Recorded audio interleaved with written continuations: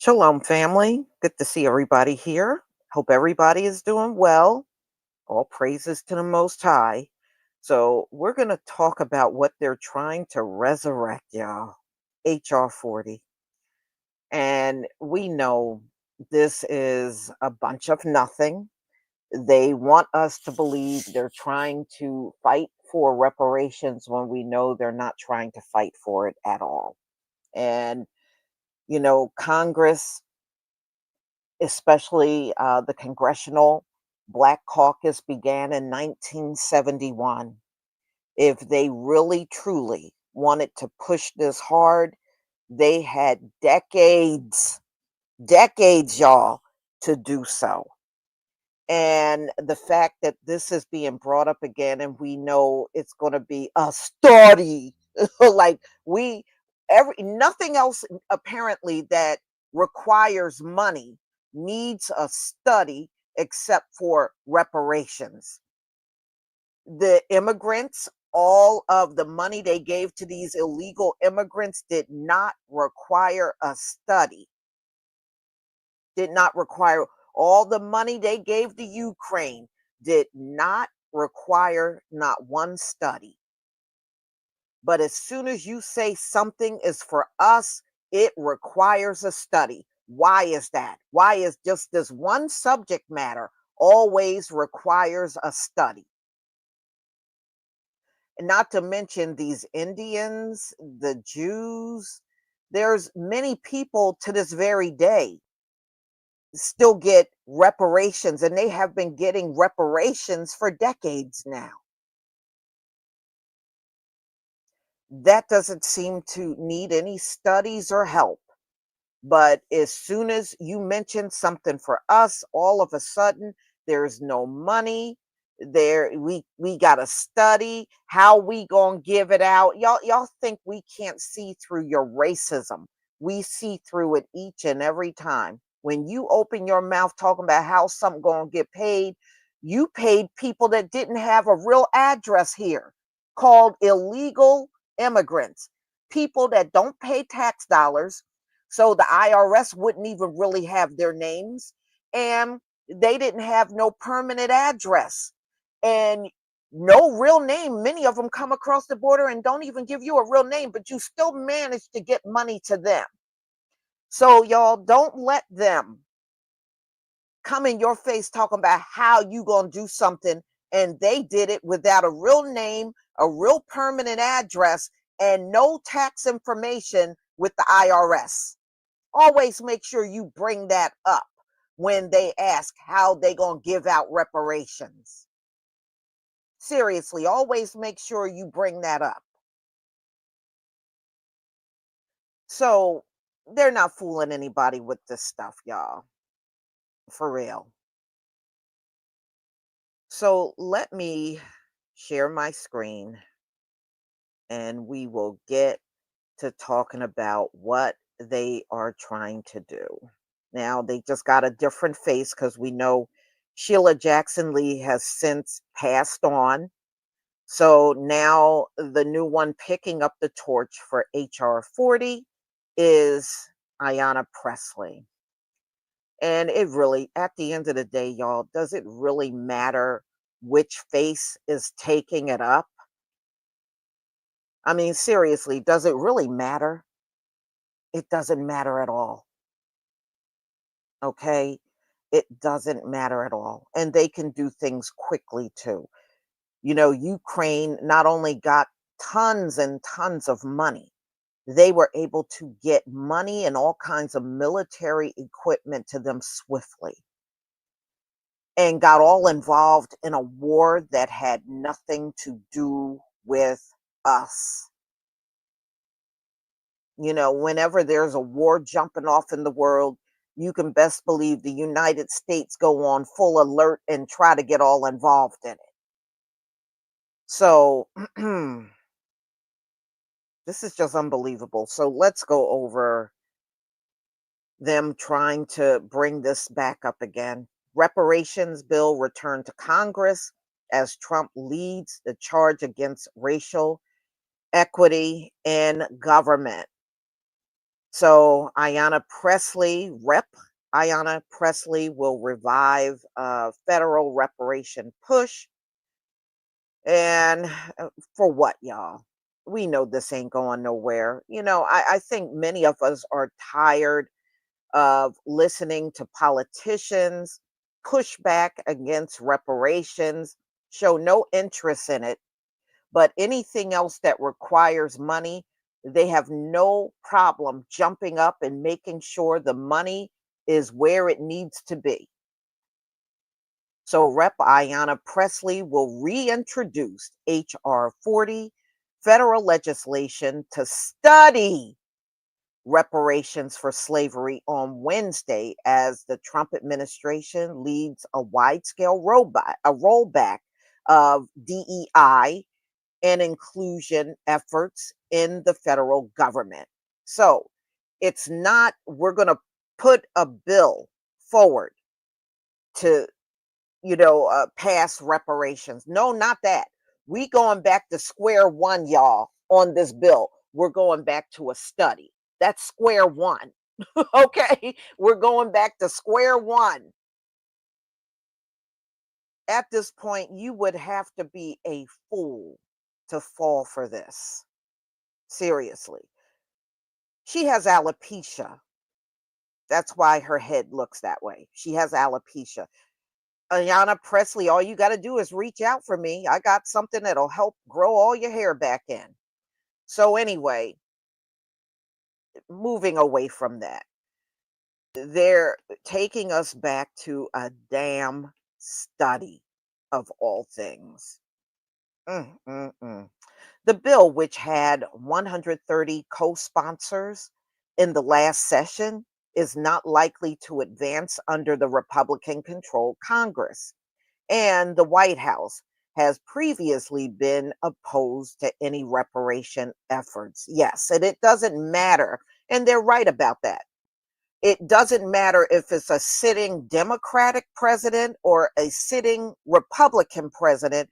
They are both against giving us reparations. Donald Trump said himself, as far as reparations was concerned, he didn't see it happening. That's what Donald Trump said about reparations. He didn't see it happening. So there has not been one sitting president in the White House that stood up and said they were for reparations. So 47 presidents, no. All right, none. So, since they like to cater to one group of constituents, and we know it's them folks they like catering to. So anything they need, votes or anything else, they can get it from them folks, y'all. Back away from these people. They don't deserve our support. They don't deserve our support for real. We find ourselves in a moment of emboldened white supremacy and anti Black racism, and a weaponized Supreme Court that is actively gutting protections and progress that have been made. This is what Ayanna Pressley said, and she's from Massachusetts, by the way, and said in an exclusive interview. She described the country as being at a painful inflection point. She added, "We have a hostile administration working actively to roll back decades of progress and more recent progress when it comes to our civil rights." Last month, Donald Trump issued an executive order banning DEI policies in federal agencies, calling them illegal and discriminatory. He means discriminatory towards white people, leading to federal workers being placed on leave and emboldening some of America's largest companies to roll back corporate inclusion promises. And that's true. We have heard Target, Walmart, McDonald's, a variety of different companies that are getting rid of their DEI programs, and a lot of people are walking away from those companies and refusing to give them our money. Now, since then, Costco never went along with it. So they still got their inclusion programs in place. But Target has since, because people stopped shopping there when they announced they were getting rid of their diversity program, people stopped shopping, from our community. Now they're trying to walk back, getting rid of it all of a sudden. They're trying to walk it back. So I don't care what they walk back. The bottom line is, if these folks want to be like that, we can do whatever we want with our money. You don't have to spend your money with Walmart and Target or none of these places. You can do your shopping elsewhere. You're not obligated to shop with them, regardless to what they do. Meta, they've done it, and they're having a big layoff of a bunch of people.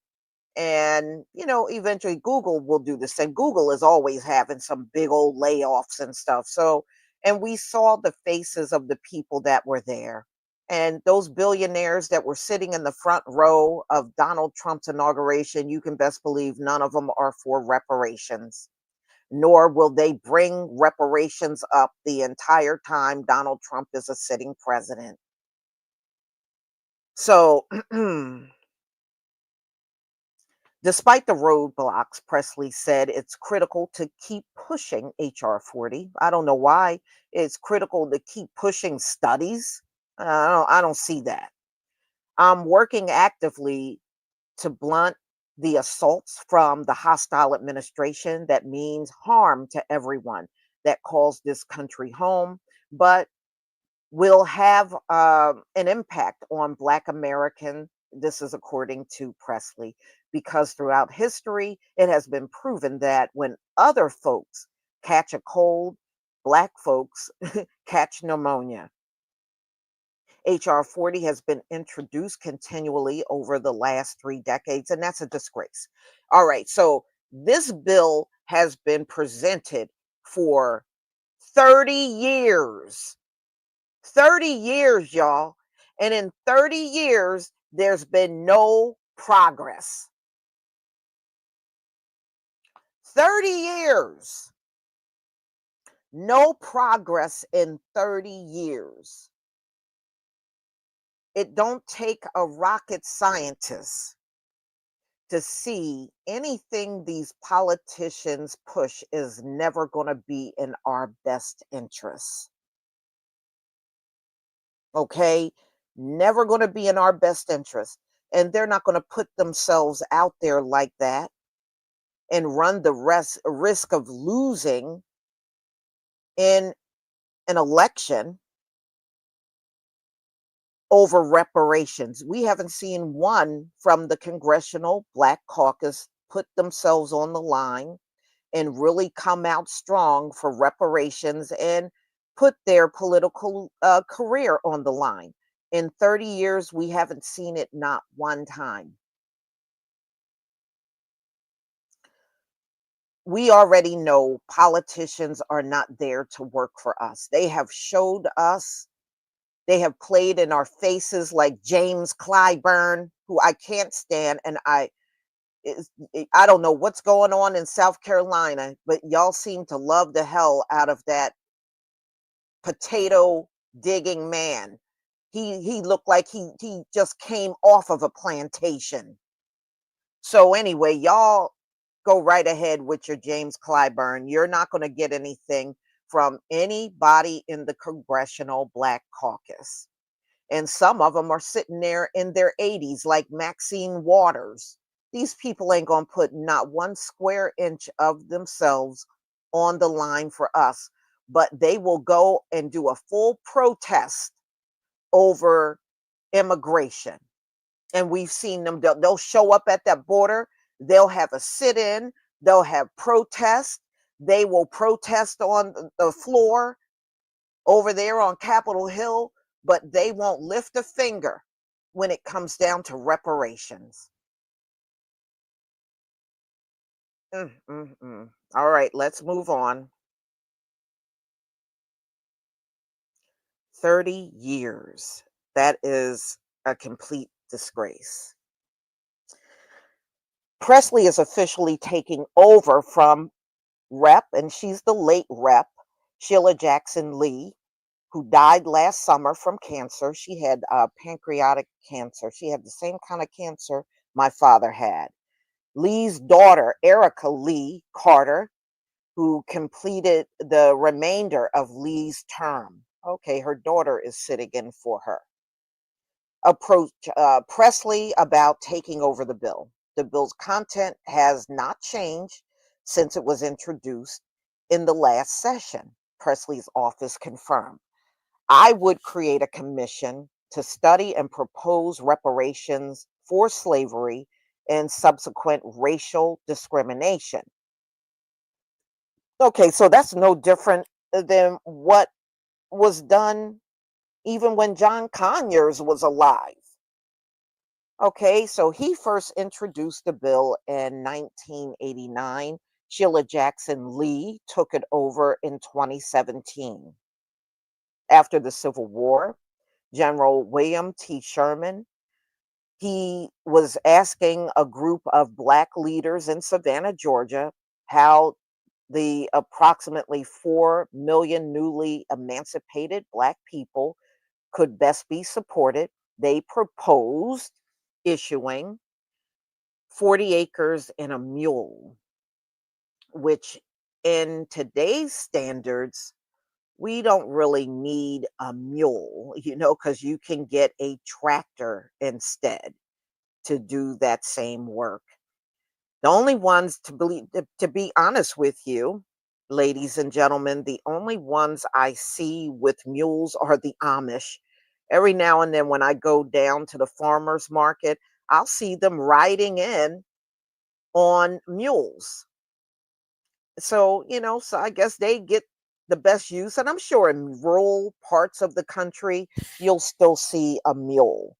But they're the only ones in New Jersey I see with a mule. Most people are on tractors when they're maintaining farmland. But this was proposed to us right after the Civil War. And it didn't last long, y'all. It did not last long at all. In fact, the 40 acres and a mule was never provided, is seen by reparations advocates as unfulfilled by the federal government. All right. So they made a promise and they do what they always do, go back on their promise. And not many people got the land, a very small percentage. But when Lincoln was assassinated, all of the land was rescinded. So it wasn't that many people to begin with to get it.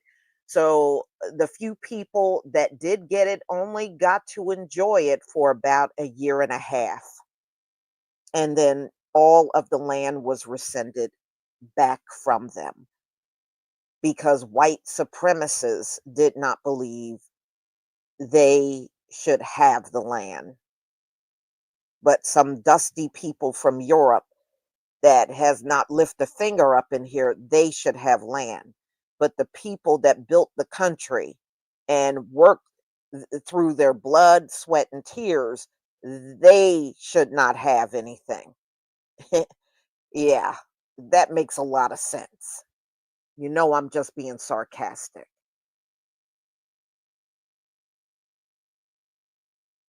So, the government, regardless of who occupies the Oval Office, has a moral and legal obligation to provide reparations for the enslavement of Africans and its lasting harm on Black communities, Pressley said. After the emancipation, reparations were self organized through grassroots organizations such as the ex slave Mutual Relief Bounty and Pension Association and federal agencies such as the Freedmen Bureau, yet neither lasted long. So these were, what, come on, these people ain't trying to help us. But it's amazing. Now that America is slipping through their fingers, look at the amount of videos that you see from people, not only the illegals, but white folks too, are jumping on videos begging us to help and come out and protest and come out and support and come out and do this. And we aren't budging. We are not budging. And I love it. I love that we finally got to this point. Man, I got to this point decades ago.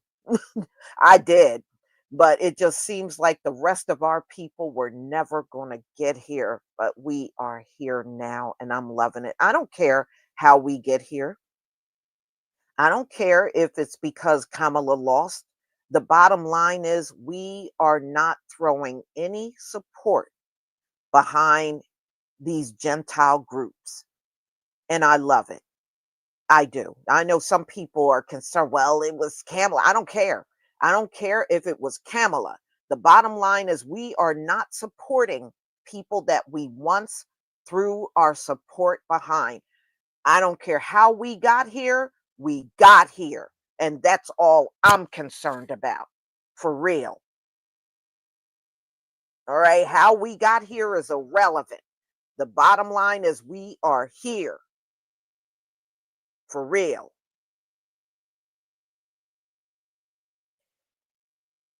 So, after the period of resurrection, Jim Crow laws across the country facilitated the continuation of racial discrimination and segregation. Reparations advocates often point to the racial wealth gap as evidence of slavery continued effects. The median wealth of white households is $250,400, more than 9 times as much as that of Black households, which is $27,100. Now, many of the racists will tell you you ain't trying hard. Well, my answer to you is you ain't trying at all. And what Vivek said about y'all is true. You are mediocre and you can still rise up in this society because it's all rigged up and be mediocre as hell and not apply yourself, and things will still fall in your lap. All right. But you have rigged it up for us not to be able to rise. Every group, every group, Asians, Latinos, white people, East Indians, Arabs, fight like hell to keep us at the bottom. Every single Gentile group in America, every last one of you, fight like hell to keep us at the bottom. Every last one of you. And every last one of you are mediocre. And every last one of you, one thing you got in common, you fight like hell to keep us at the bottom. We are not naturally at the bottom, y'all. We're not naturally at the bottom. We are at the bottom because these folks know, all of these groups, every last one of them know, if we are left alone, we will rise above every last one of them. They've kept us down all this time through heavy sabotaging. Every last one of them. You know why? Because at the end of the day, y'all, at the end of the day, they can't hold a candle to us. And they know it. If this place really went on merit, none of them that you see at the top now would be there. None of them. And Donald Trump, you didn't even get the presidency on merit. You're sitting there, you didn't even get that on merit. Elon didn't get shit on merit. And y'all got the nerve to talk about some everything gonna be on merit. You haven't even lived your life on merit. You lived your life with all the privileges of being a white male. Elon too. What merit? What merit are you talking about? The hell out of here. Merit. So anyway, HR 40 was introduced for the first time in 2021 after a movement jumped off in America called George Floyd. After his murder in 2020, cities and states have been increasingly considering reparations efforts, with California passing the first state reparations package, and then they turned around and sabotaged it. Okay. And that's what this article leave out. They sabotaged it because Gavin Newsom did not want that bill to come across his desk. Like every other Democratic ran city in this country and state, y'all don't want this to pass. You just got to make it look like you're doing something by coming up with these task force. You know from the beginning you're not going to pass anything for reparations even after you do a 1 year wasteful study. As the lead sponsor in the House, Pressley will be in charge of convincing fellow legislatures that reparations remain urgent and should be a priority. Senator Cory Booker, who, when he was running for president, said he was against reparations, and then he suddenly became for reparations. And you think we're supposed to trust a person like that? I sure don't. Introduced a Senate equivalent last month, will be advocating for support on and off of the Hill, Pressley said. There's always been a large movement and coalition around HR 40.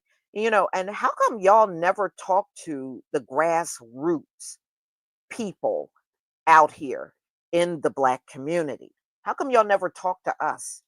It's almost like when it comes to any conversation about reparations, they do everything to avoid us. They never how do you even consider talking about reparations without talking to the community that's it's infected by? And that's another problem I've had with this whole thing. We're the only ones affected by reparations, and they don't even talk to or include us in the conversation about something that have not only impact our lives because racism still exists to this very day, but our forefathers as well. They won't even talk to us. But we're supposed to trust what they put together. It's unbelievable. So in 2021, 77% of Black Americans said they supported issuing reparations tied to slavery, while only 18% of white Americans agreed. And who cares? Who cares what white Americans agree with?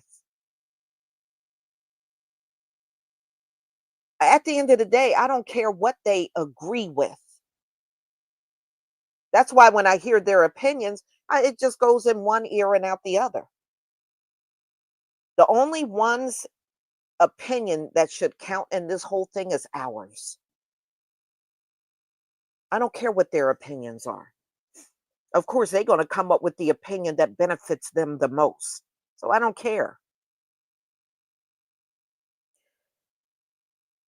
So Trump was questioned back in 2019 about reparations, and his response was what I told you earlier. I don't see it happening. So Donald Trump ain't for no reparations. And don't let these Black right leaning Republicans tell you, oh, Donald Trump may consider reparation. No, he won't. He already said it back in 2019. Okay, y'all, get off of this mess. Donald Trump is your standard white bread, white male American, and he only wants to sit there and benefit millionaires and billionaires that look just like him and white people. That's why he's talking about DEI and defunding anybody that's teaching DEI because he's for his people and his people only. Okay. So I don't know what the rest of you out here are on, but he is for the people that look like him. That's why he can stand in front of a camera and make statements like that. And I notice y'all just, that's one thing, one big reason why I will never trust a black Republican, because when racism comes up from a white Republican, y'all avoid the conversation. I have no respect for that. And that's what y'all do. As soon as Donald Trump says something borderline or straight up racist, you black Republicans go above and beyond to avoid that conversation. That's why I will always drag your ass. And what his response to reparations was just that. So anyway, the White House has not responded to a request for comment about the bill. We are undeniably challenging times. Civil rights attorney and reparations applicant. This is what they said. Absolutely, it's essential that HR 40 remain our North Star. Well, it's not. It's not. Mm-mm. It's not that. It's none of those things. Mm-mm. And y'all need to stop putting things up in our faces and talking about studies. We're not feeling you because we know firsthand this ain't going nowhere, especially now, 30 years of this, it ain't going to go anywhere. You can't expect the devil to make things right. Devil ain't never going to make things right.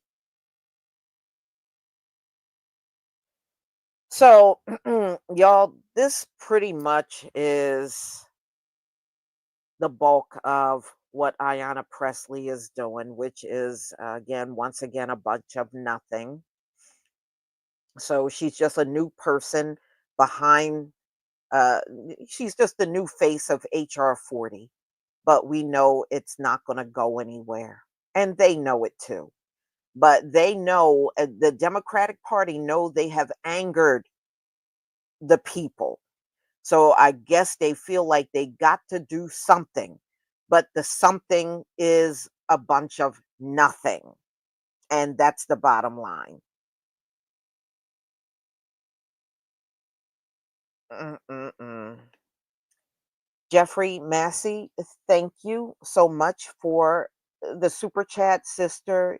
You are on. Thank you so much. On fire. Thank you for the support. Hmm. Yeah, we don't at this point, I don't hold your breath on anything a politician presents for us going anywhere. Like I said, the devil is not around to help us. And yes, I see Washington, Capitol Hill, where the senators and Congress people are. I consider you one big old devil. That's what you are to me. And I know the devil is not going to serve the chosen. I already know this. And I know this is going nowhere. It is just wasting our time once again. But you know what?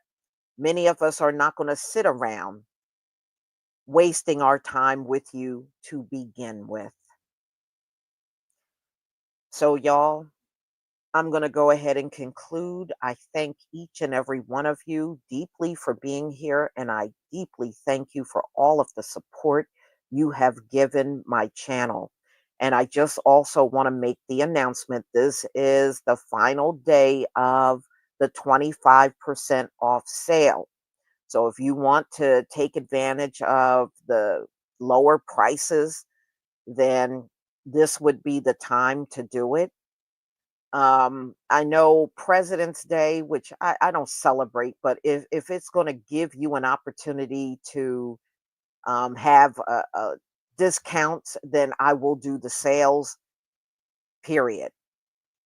So this one will end, and I'll do a 1 day, 24-hour sale.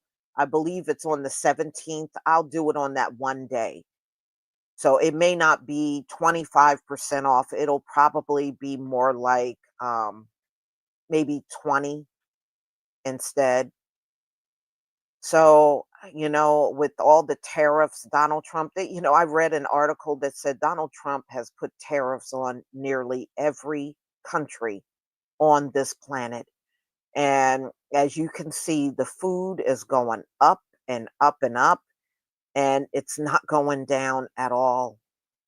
You're going to feel the pain at the pump as we get closer to spring, because from spring to fall, that is a big travel season. And that's usually when everything goes up. So take advantage, y'all. Yeah, I want y'all to have the lower prices. I'm trying like hell not to go up on my prices. My suppliers have already gone up in price. So I'm paying more for supplies, my jars and the squeeze bottles and the spray bottles are all going up. They're not as cheap as they used to be. So everybody enjoy the rest of your day, and the rest of you that are coming to Bible study, I will see you then. Shalom, family.